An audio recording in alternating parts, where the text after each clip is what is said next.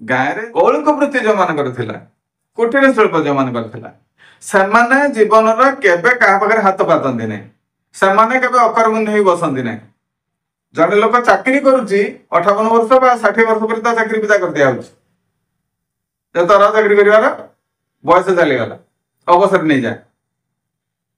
कारण से अकर्मण्य बोलिक घोषित होगला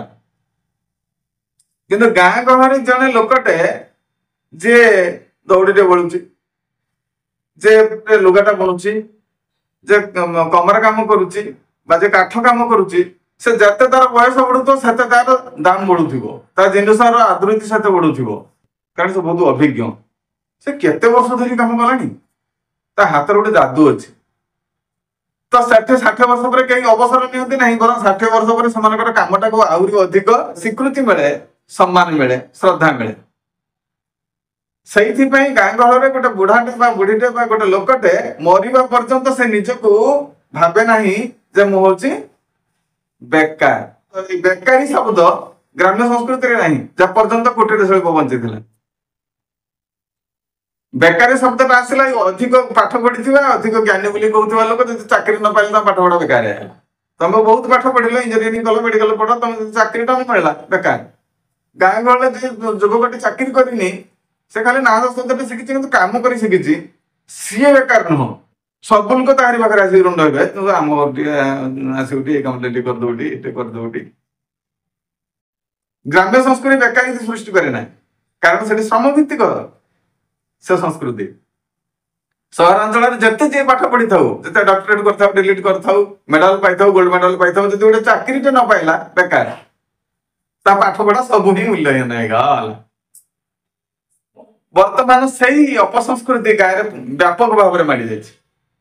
गाँव में कुटीर शिल्प बंद होगा बढ़े माने बढ़े कम करूना कमार माने कमार कम करूना कंसारी माने कंसार बासन या कम करूना चाषी जो माने से माने भी लंगल फंगल धरी हल करने कथा होनी जंत्र आसी जाऊँगी से तार चाष हो जाऊँगी जंत्र भी आसिक धान काटी दौर जंत्र भी आसिक धान को झड़े देकरी से जंत्र से बिलर धान सब बस्ता हो जाकर बिक्री हो खला को आसुनी कृषि भित्तिक संस्कृति रमी खला को धान आसिले एठी धान माणिका फूल संभार हुए जो जेता पड़ो लक्ष्मी पाद धान माणिका फूल गोबर टे दिखाई धान से दिज्व लक्ष्मी पुराण हम इत्यादि इत्यादि हम ये सब आउ कौन अच्छी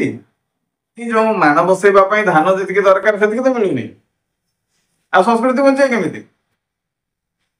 गछ तो काटिदेल आ रज दोली कटमट से गीत गाय कि जंगल तो सब सफा कर कंक्रीट जंगल तैयारी आ बनस डाकला गज से गीतर प्रासंगिकता कौन रहा तेणु जो संस्कृति एत कष्ट से संस्कृति को आम ही हटेदेलु क्यों हटे उच्च शिक्षित मान क्यों हटे ना जो मैंने निजर मातृभाषा को अवमानना कर